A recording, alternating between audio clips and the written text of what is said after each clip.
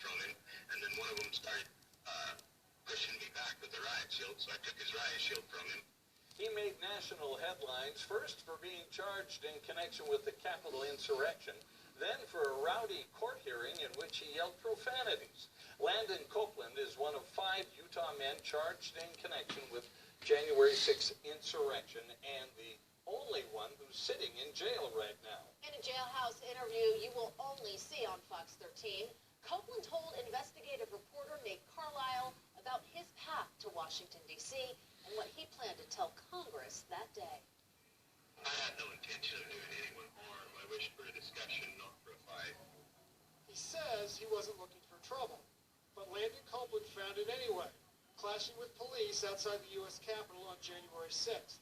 He's accused of shoving officers, pushing a fence at them as part of the group that breached police lines and the Capitol itself. The charges could land him in prison for 7.5 years. Copeland was allowed to remain free pending trial, but he was arrested again on May 11th, accused of violating the terms of his release by threatening to eat somebody? They're alleging that I threatened the parole officer, which I'm alleging that I did not. Well, I can give you verbatim the quote. Okay. It was, I would eat your flesh for its nutrient. I don't think you know what I am. Whatever else he might be, Copeland is a 33-year-old who already knows something about trouble with the law. He was born in Missouri. Then, when he was 6 years old, his family converted to the polygamous fundamentalist Church of Jesus Christ of Latter-day Saints and moved to the Utah-Arizona line. My childhood was amazing. We had the entirety of the Zions area national park to just wander around on. We were free as the wind would blow. Then in 2003, Copeland's father was convicted in an Arizona court for assaulting someone he thought had inappropriately touched his daughter.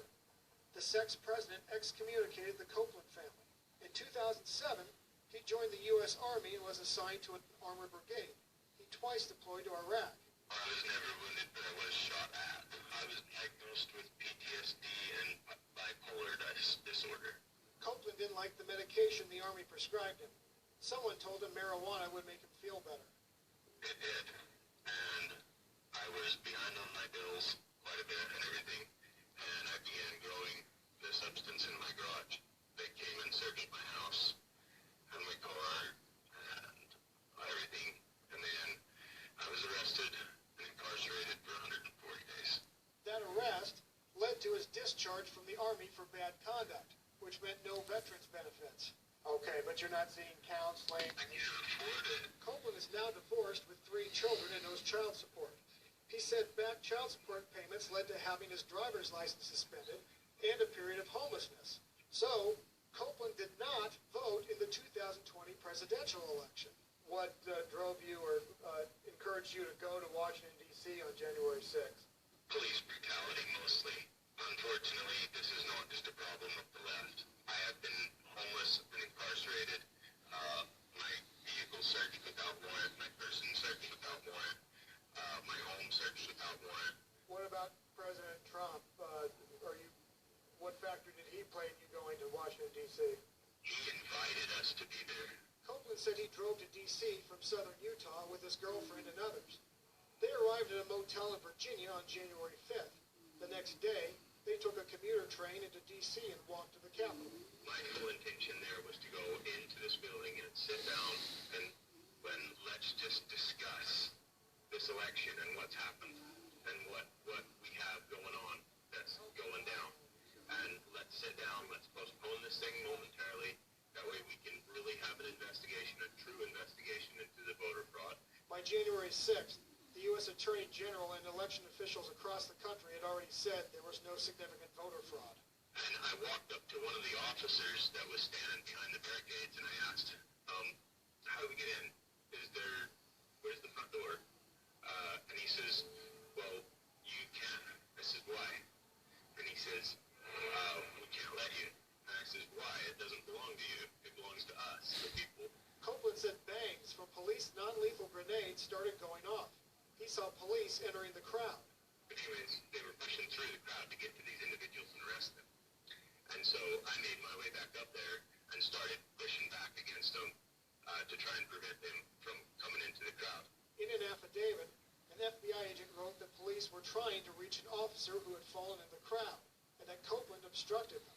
One of them started hitting me in the legs with a baton, so I took his baton from him, and then one of them started pushing me back with the riot shield, so I took his riot shield from him, and I understood that if we didn't take the high ground from these individuals, we were nothing but a fish in a barrel to be shot at. There's videos and photo of you. It looks like you're wrestling a crowd control gate away from police. They took that crowd control gate and they had it up about chest high, and they were pushing it into people, stabbing them with the feet on the bottom of it. And I grabbed a hold of it with the rest of the people that were there, and we went to shaking it, trying to shake the officers off of it. And then they hit everybody with pepper spray, and they were saying, hit their hands, hit their hands. So everybody started letting go. So I picked the thing up and tried to chuck it over the top of the officers in hopes that they wouldn't use it as a weapon anymore against us. And then at some point I thought to myself, I'm going to get myself killed if I don't stop. You know what I'm saying?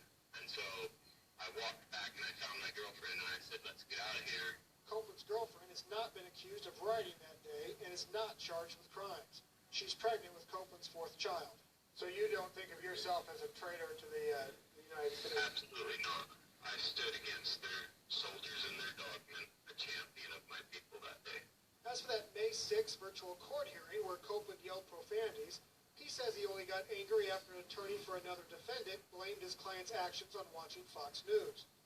I just didn't understand why they were allowed to appeal to the left-leaning biases of that court so heavily. Before he goes to trial, Copeland is supposed to be evaluated to determine whether he understands the charges against him and can assist in his own defense. Why shouldn't you be sent to prison? I do believe that the jury, whenever they stand there, they will see me as nothing more than a soldier trying to defend his people from the people that were attacking them. And whatever the cost may be, I would willingly do it again for the people that I love.